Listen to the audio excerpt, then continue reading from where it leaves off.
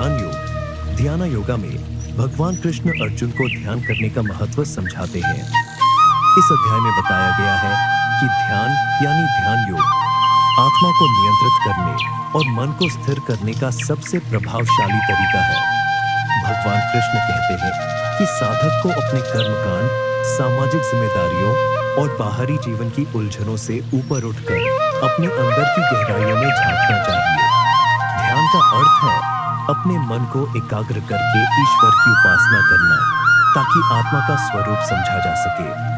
कृष्ण बताते हैं कि जो व्यक्ति ध्यान से खुद को पूरी तरह नियंत्रित करता है, वह सबसे श्रेष्ठ होता है। ऐसे व्यक्ति का मन कभी विचलित नहीं होता, न तो सुख से न तो दुख से। यह अध्याय हमें यह भी सिखाता है कि ध्यान में नियमितता बहुत जरूरी है।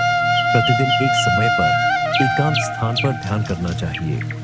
इसके माध्यम से साधक धीरे धीरे अपने मन के विकारों को शांत कर आत्मा के सच्चे स्वरूप को पहचानता है।